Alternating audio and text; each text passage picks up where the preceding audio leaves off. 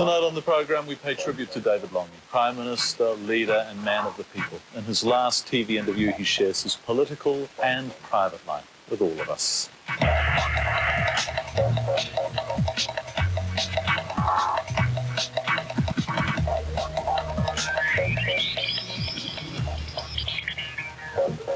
G'day everyone, Haere mai, welcome to the show. It's Wednesday the 17th of August, the day of David Lange's funeral. Just before he went into hospital for the last time, we went to see David Lange at his home in Lange Bridge. There were 5 of us: Carol Hirschfeld, our producer, Dougal Lange and Ross Kenwood, our cameraman, Tom Markham Shaw, our sound recordist, and me. We were there to film an interview with David Lange about his memoir, My Life. And because the book was about his life, so too was our interview.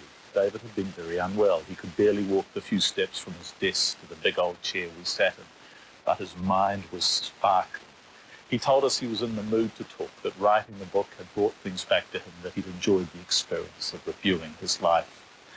Margaret Pope, his much-loved and admired wife, was there too, but chose not to sit in on the filming.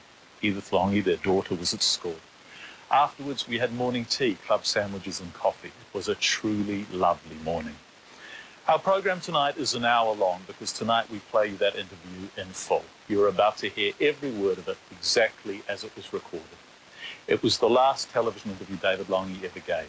The man who as Prime Minister had inspired, captivated, delighted and divided our country went into Middlemore Hospital, and despite his own singular will, despite the love of his family and despite the great medical care he received, David Lange died there at 10 o'clock on Saturday night. David, it's lovely to see you. Thank you for having me. I thought we should start at the beginning, obviously, with your childhood, which seemed to me as I was reading the book to have taken place longer ago than it actually did. There's a community there and a closeness, a tightness that, I don't know, seems lost now. It's a different world. My neighbours were there for years. And the neighbours that I was born at the area with were there with me at secondary school. Unheard of now. Otahuhu was different, of course. It was Otahuhu in those days before we were bisexual. And then now it's Otahuhu, and the result has been that the workshops have closed and the freezing works have closed, and the core of employment which provided for certainty of residence through the state, assurance of income through the prosperity of the freezing works and everything, that went, and life became hard and people moved. As well, of course, we had there were 2 Cook Islanders in my school. In your entire school? Yeah, and there was rumoured to be a Samoan. But it just simply, my old school now is virtually all from the Pacific. And Otahuhu is virtually all from the Pacific or from India. And the shops which were owned by local families plying their trades and selling their cloth, and they're all owned by Gujarati businessmen from Fiji selling fake flowers and $3 items. Let's talk about your mum and dad. I want to talk about your dad first because he was very much part of this community. To a certain extent, in fact, he sustained this community. What a remarkable man. Yeah, he came from a background that you wouldn't expect people to come from. He was the son of a tailor, Otago, and then New Zealand being in those days so tight a place.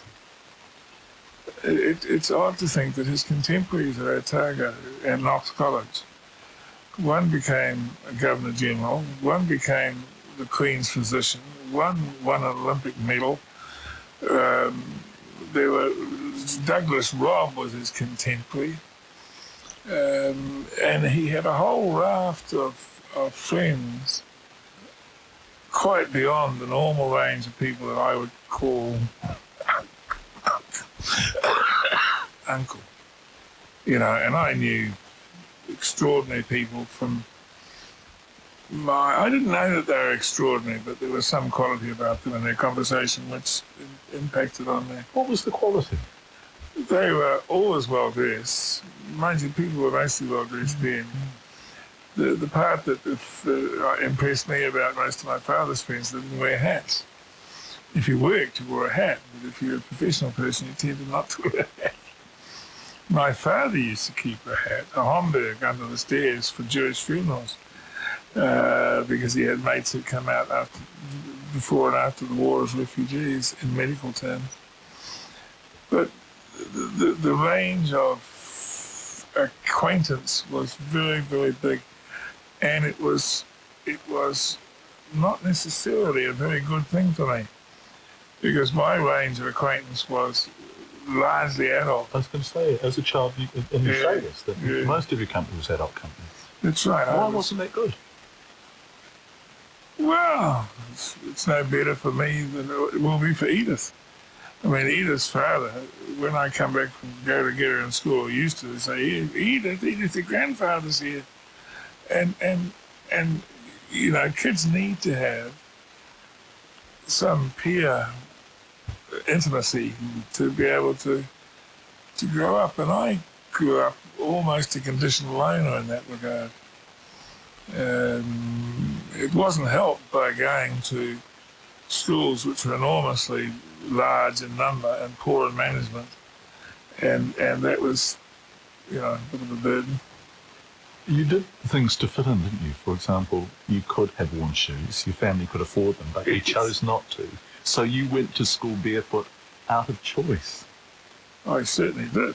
And the heels on my feet were able to walk on chipped tar seal, and it damaged the tar seal. It was just so thick. And so one did that sort of thing. It was nice to be able to conform. But we couldn't conform all over the place because of the religious code. Oh, you couldn't conform also because of your parents. I mean, your mum wouldn't have allowed you to conform. Nobody can conform with that mother, really, could they? Well, she was quite unique. I mean, she was really quite something. She was formidably active. She was a one-person charity in her own bicycle. She fed kids and grabbed kids and looked after kids, and in later years, of course, she would have been under risk from the Labour Department for harbouring overstayers, because our house was always full of people from the Pacific or from Asia. Particularly on Sundays. On Sundays, yes. It was just on the lawn, and they were there and put the mats out. And we had all these people from the Pacific. And she'd cook lunch for them all? Oh, yes. I still have people come to New Zealand and say hello. And I struggle, and I remember who they are, and they're the ones that I knew. And your dad was the GP in this community, and would often work for free because of the sorts of people he was working with. He did. He had a funny approach to money. He was not moved by it. He was a strange contradiction, my father. He had the best house in Otahuhu. And yet he was the most careful of spenders. And he was not profligate, and he did things for people for nothing. In fact, he got in trouble with the BMA years ago when they introduced the Social Security payment of 7 and 6pence for seeing a patient. My father used to give them 2 and 6 back for coming to see him, because he was still 5 shillings up on the deal. The BMA said that was unprofessional conduct. Yeah. But that was what he was like, and I absorbed an awful lot from him. He was a very compassionate person. He was not. One of the great disappointments of my life was I went back and did my master's degree and got a good degree. You got a first-class honours. You're too shy to say that. And then he died before it was awarded.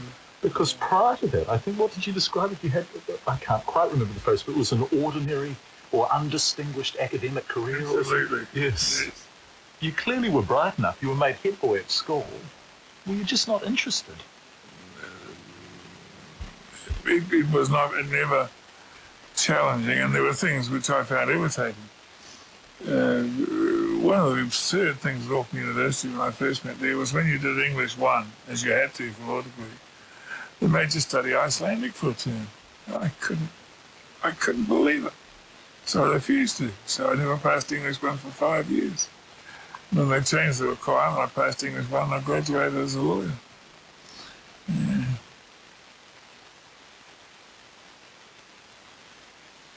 I want to go back to your family bit. Every Christmas, my father got a locum in and took 3 weeks off. We had what I remember as magnificent holidays. Yeah, they were wonderful.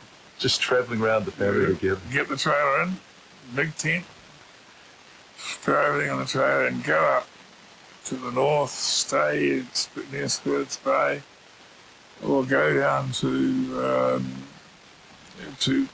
a beach very near to Opotiki, which is now completely built out. But we'd go into the beach and stay on the side of the road, between the road and the beach, camp there and live there, or go down to Waihao Bay and do the same thing. And just enjoyed the freedom of being away from toilets and being able to cook your... and being away from your dad's patients. Absolutely. I mean, it's the sort of that equality of the end of the golden weather about it. Especially, it must have been for your dad that the year had gone. Yeah. And he could go and do nothing for 3 weeks. It says a lot for the way in which lives have changed professionally. That no doctor works like that now. None whatever. In fact, you can't get a doctor to come to your home usually.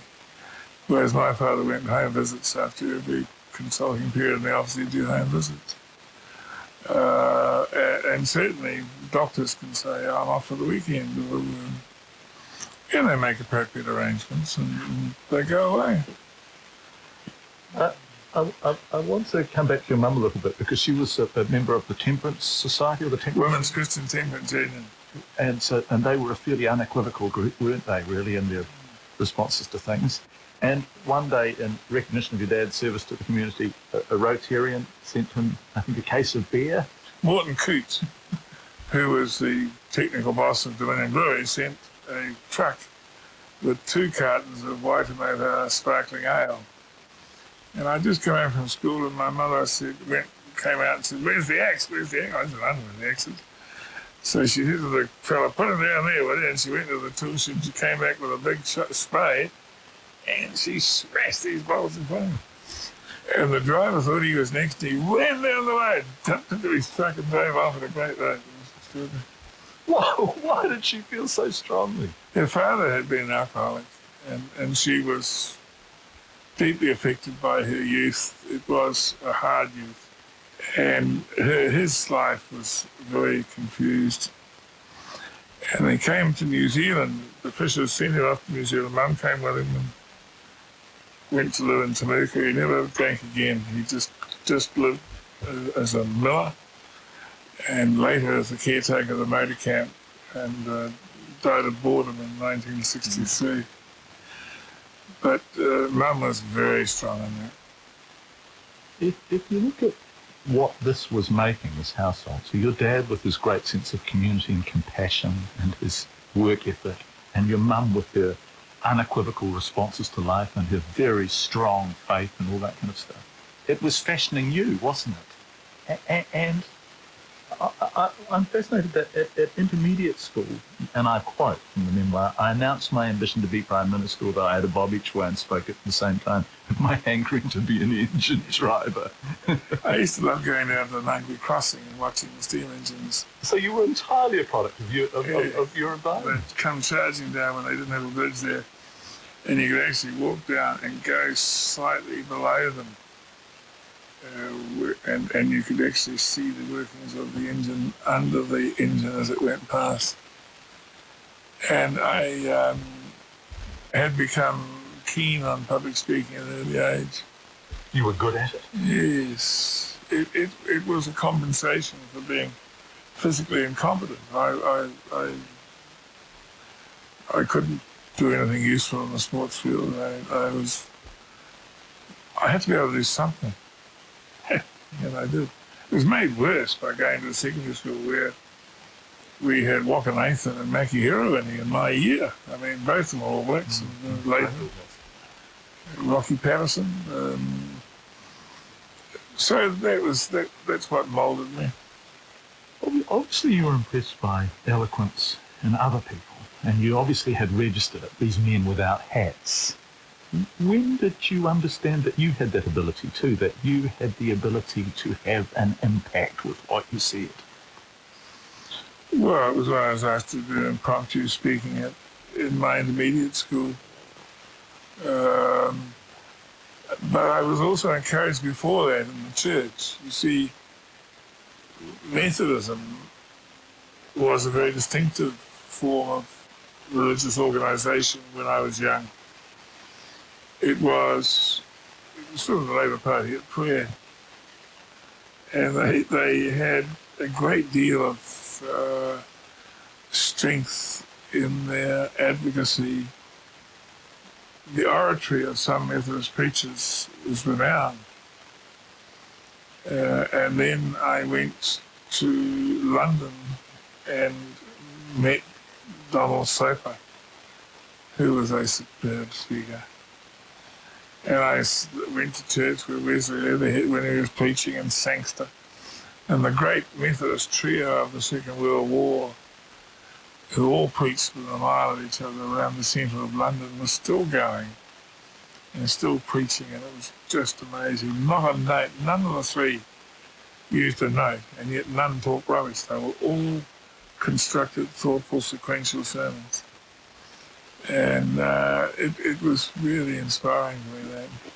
What was inspiring? The subject matter or the Well, manner? it could be done. The manner of doing it, and the fact that the difference between those people who get notes, become absolutely the victim of their notes, are terrified if they miss a line, and if they shift a page, they collapse.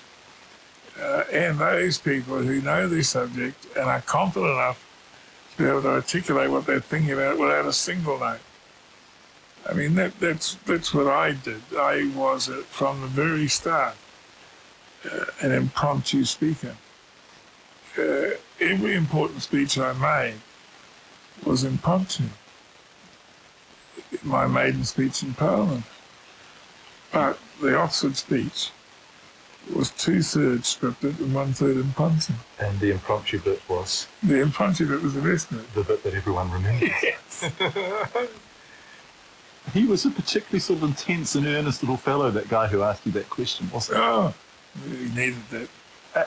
And when he asked you the question in the fashion that he asked you it, what? Was it like a sort of a kind of bingo moment? It was a godsend. Was it? Do you remember exactly what you said? Yes, I'll come back to you in a moment. Don't rush. Don't lean forward, I think.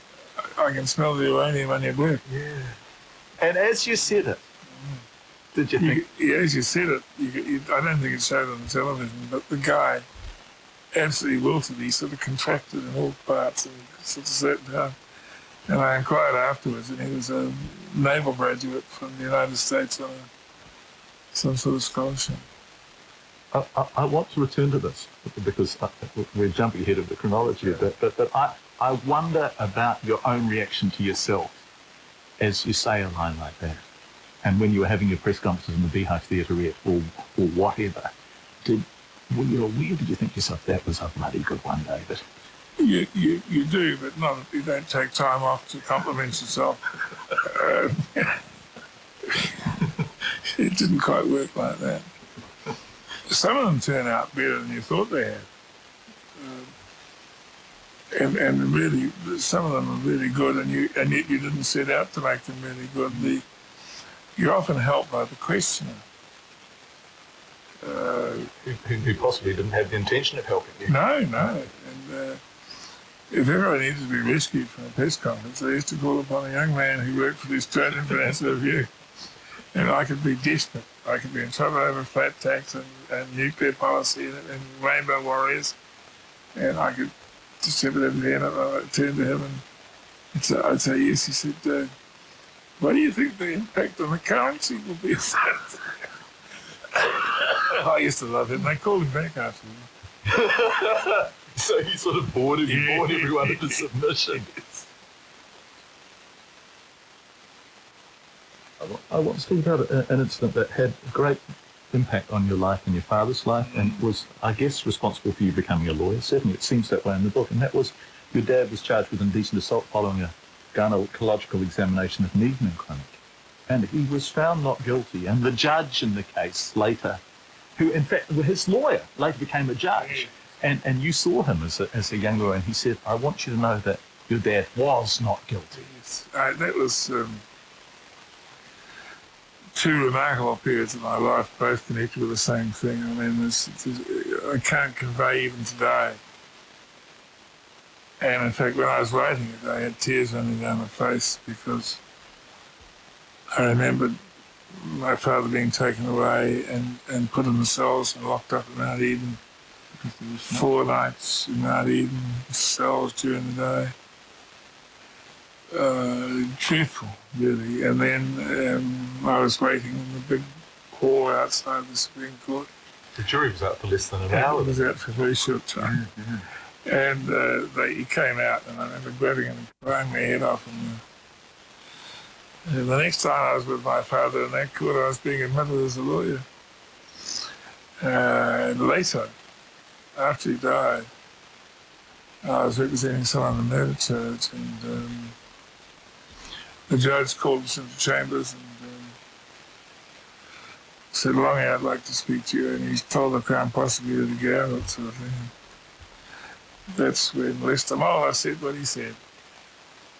And it was the second time I sort of overcome in the precincts of the Supreme Court. So he told you that, I think, what did he say? He said sometimes people who are found not guilty are guilty, as you know, but your father was not guilty. Yeah. And that experience was truly formative in obvious ways, but also it made you think about becoming a lawyer, didn't it? No, I said I'd be a lawyer then. I was set in it for a while, and then I was sort of messed up a bit because when I came to the end of my sixth form years, my father had heart trouble in 1959 in my last year at school. And he explained to me that he didn't have any cash reserves really, and he said sorry, but I'd have to get myself through university. And then I couldn't see how I could, so I applied for studentship, which is one way of getting it, be a teacher and do a degree and then move to law after that. But I did get a job at the freezing works, and that liberated me, and I got more out of that than I did out of any studentship, and I was able to go straight into law. What did you get out of the freezing works? Oh, I got good pay and a strong sense of the absolute feudal incompetence of those who ran the freezing works, a lifelong distaste for the Vesti family. It really was an extraordinarily awful way to run the place, and they ran it as oppressively and selfishly as possible. And their last act on leaving New Zealand, when they knew they were going under and had a huge bank debt to pay, was that they bought stock from every farmer in the country, put them in holding paddocks and the freezing works, and then went into liquidation, leaving the banks the value of the stock they had no intention of paying the farmers for. And that was their exit from New Zealand. Well, I was a guy working there for my 5 and 10 pence an hour, and not liking it, but there were some good people. I met some marvellous people who are still friends. John Buchanan, now on the board of Vodafone and BHP, worked with me at Westfield. Any number of doctors and dentists and people like that. You developed an abiding distrust, and possibly that's even an understatement, of compulsory unionism.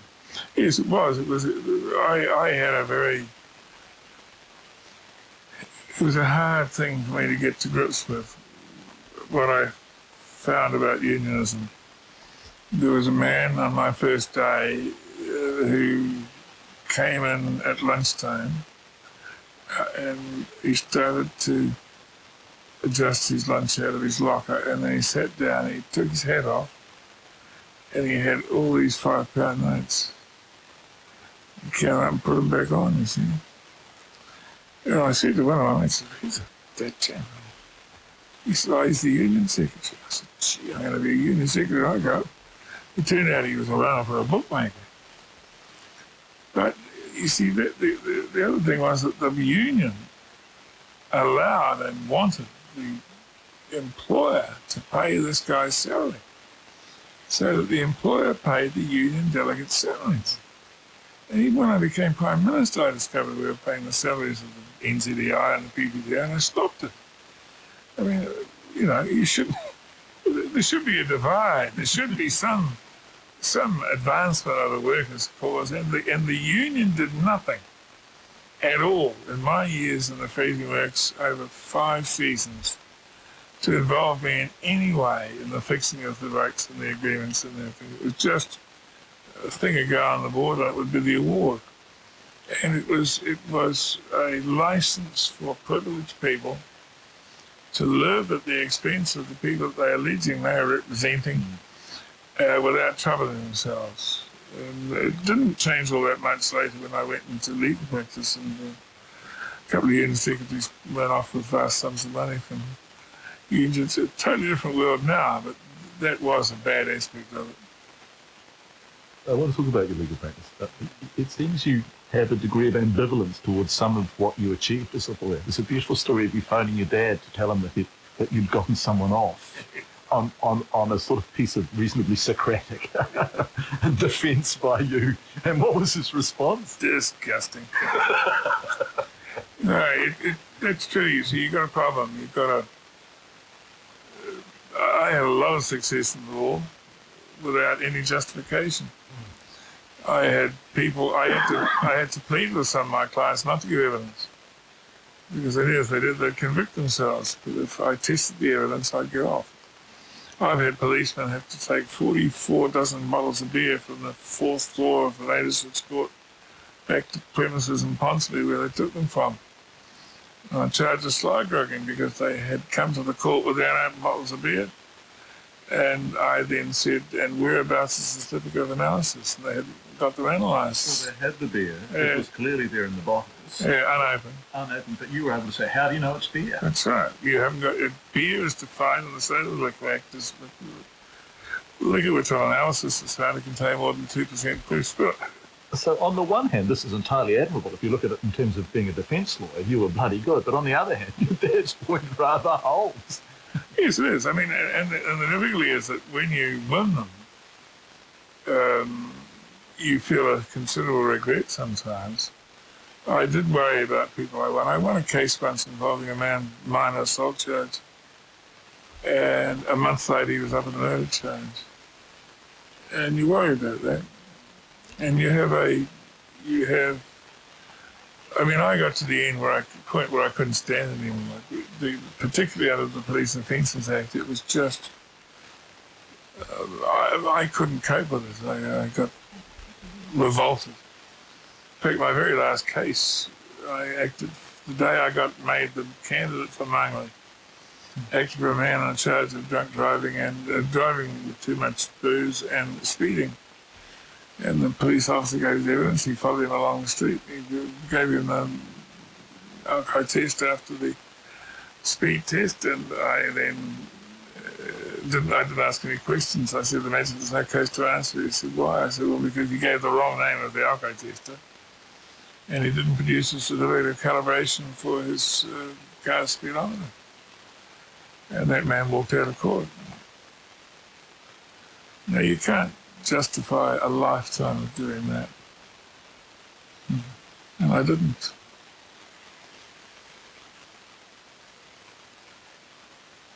You haven't always been lucky, but you've had moments of great luck. Jack Carthy getting you into law, and some of the people you met during your childhood. And the other great piece of luck, I guess, was Colin Moyle's misfortune, poor chap. And that you ended up winning the seat in a by-election, which meant highly unusually for a first-time MP, you were the focus of national attention. You had the whole election to yourself. There are lots of points in my life which are sort of like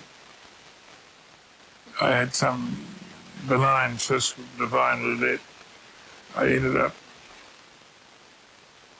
a failed candidate for Hobson, far north, failed candidate for the City Council, suddenly in Parliament. On the basis of an impromptu speech before 16 other candidates and without a history of being a long, hard party worker. You say in the memoir that it was the finest speech you ever gave in your life. Oh, it was, yeah. Why was it so good? It was done to an enthusiastic audience who were looking for that. This was the time for the Labour Party to spin out of its depletion, and I spun them. And you were the last to speak. And I was the last to speak. Even that was like, wasn't it? Yeah, and I told them it's now time to stop all that.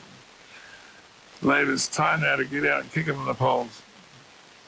And that was they were sort of cheering after that, and then they selected me, and then it was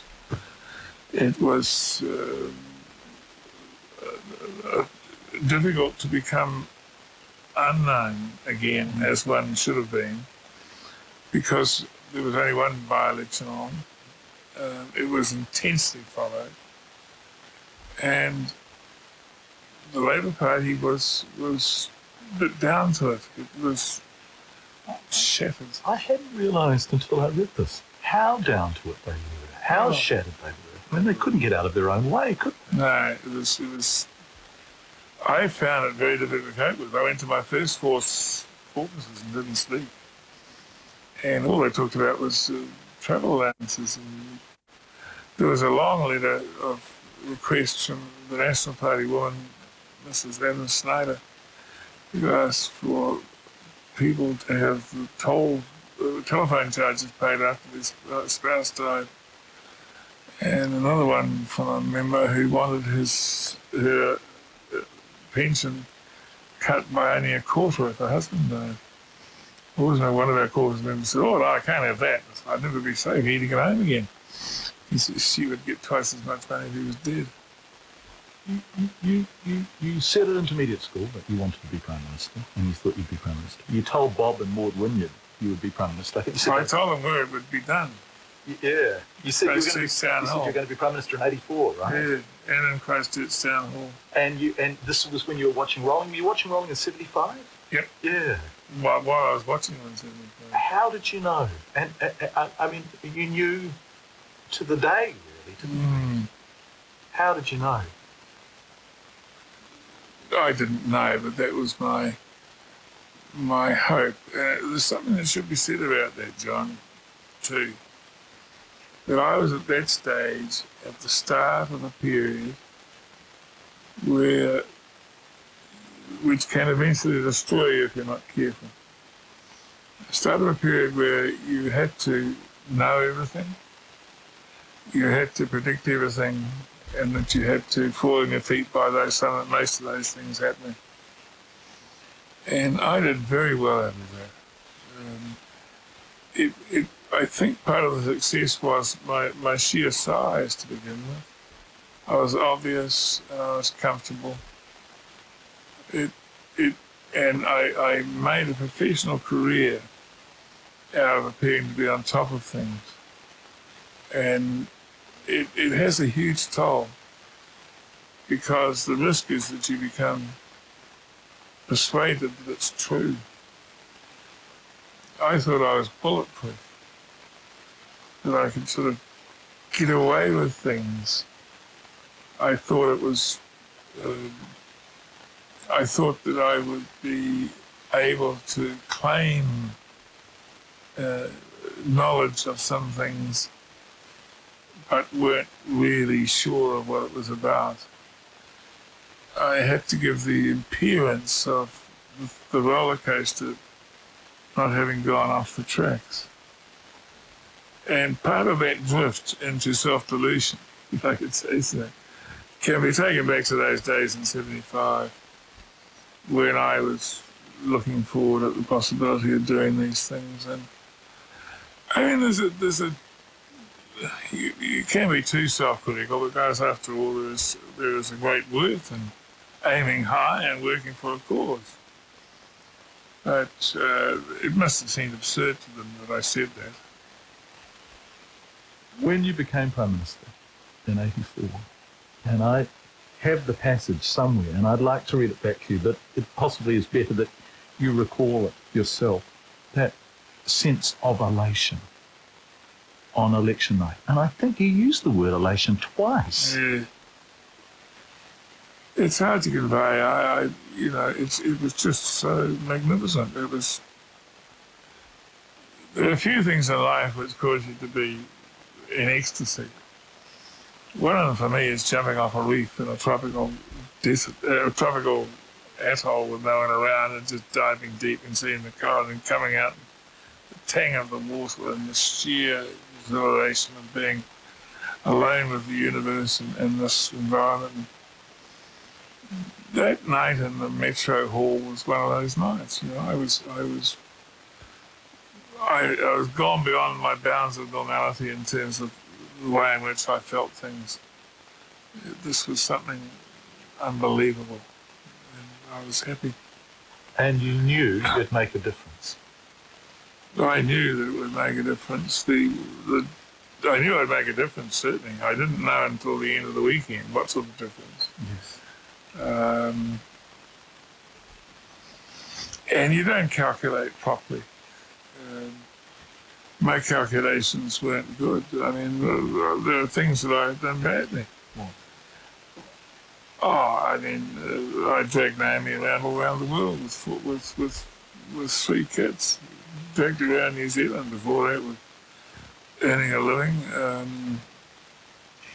I left her in Fiji with 1 child in the hospital. I left her in the Cook Islands with 3 kids. Because I had to return to New Zealand suddenly. I mean, I wasn't a very thoughtful husband and father, and eventually I parted from her. But to her credit, she's been a charge of a refuge for 14 years and has coped extraordinarily well. But you don't know what's ahead. You don't plan. You can't plan. I think governments have about 2 terms of reasonable confidence. If you can win, I think you're more or less entitled to win 2 elections.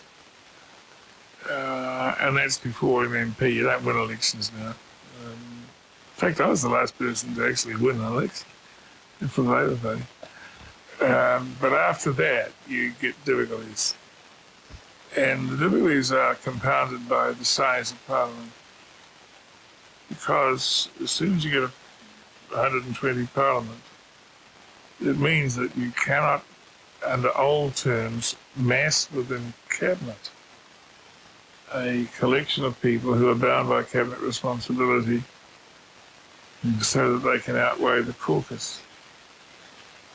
And so you have to expand the number of people in or on the fringes of Cabinet. And the minute you do that, you're creating an extraordinary mix of mediocrity and fantasy and ambition.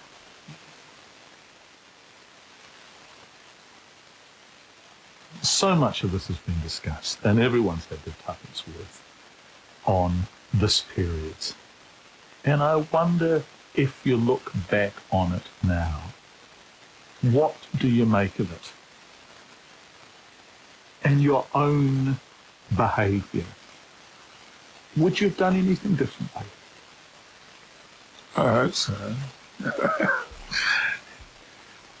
Go back to the period, though. Let's call it from 84 to 90.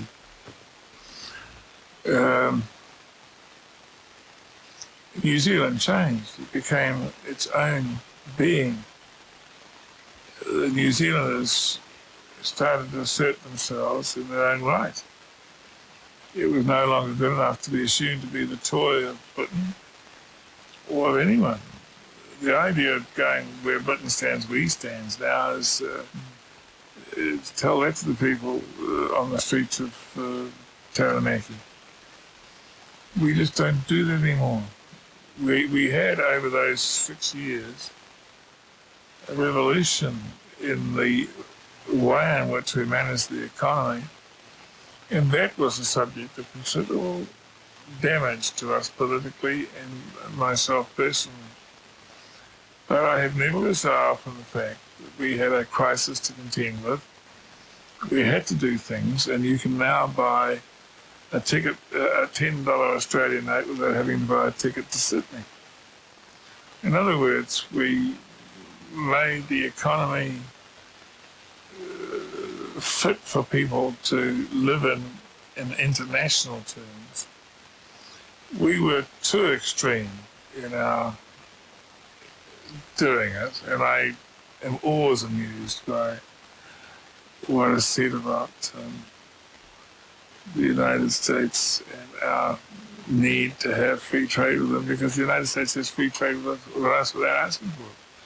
I mean, we gave it away. We didn't ask for bargains. We said, come here, mate. And then now we're saying, what about having us? And they said, oh, no, look, we've got a quality list. We have a different attitude towards the use of force. We have thanks to the French and the Americans, we've got an entrenched nuclear-free policy. You know, there are lots of things that you didn't do, but you took the benefit of. I claim some things for nuclear-free New Zealand, but it was put in concrete by our opponents. That's one of the great ironies of those years when I was in government. I mean, one of the ironies was that here we were, the sons and daughters of the working class and the miners, and we were liberating the wealthy. You know, fair enough. I want to end on the book itself. What's it been like writing it? Oh, it was a long haul. Started a long time ago, and I've enjoyed it. I've gone through periods of great sadnesses. I remember parts of it, and people that I wrote about. Very difficult to write about some of the occasions and the splits. And you can't actually freeze your feelings about people based on one performance over a period of 6 years. So there's unfairness in the book in that regard, because some have come out badly who have been good. But I ended up being respectful more than ever of Helen Clark in terms of handling a MMP situation which is out of control without falling for any suggestion that she does it through charm. And I have renewed my respect for Michael Cullen, who was always sound in cabinet. I want to interrupt you. So you respectful Helen Clark, you've renewed your respect for Michael Cullen. What about your attitude towards David Lange, as you've written this book? What do you make of him now? Well, the nice thing is that what do I make of him now? Yeah. Or what then? What do you make of yourself, looked back on? Oh, I was a good Prime Minister. If you talk about the score for the balance, was it a plus or a minus? It was a plus.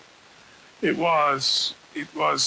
Let's be clear about it. It was an opportunistic piece of prime ministership. I wouldn't have been any sort of prime minister if it hadn't been for the financial crisis. You know, when we came into office, I wouldn't have been any sort of prime minister. Wouldn't have won the prime ministership if it hadn't been for Muldoon. So I mean, you can't claim greatness in any of those things. But keeping the balls in the air for the time that I did, against the background of the tennis court having become completely overgrown and snakes hiding in the grass, was quite an achievement. But today, you don't have to make anything of me. I'm quite happy that you find me as I am. In my total mobility taxi, in my wheelchair, in my slippers, and in the joy of my home with a wife who has been absolutely devoted to me. And who's smart too. It's a bit of a problem, that. And she's clever. And a daughter who's just great. So I love it here. How much longer, I don't know, but it's a nice place to be. Thank you. It's been nice being here with you, David Lange. Thank you very much indeed. Thank you.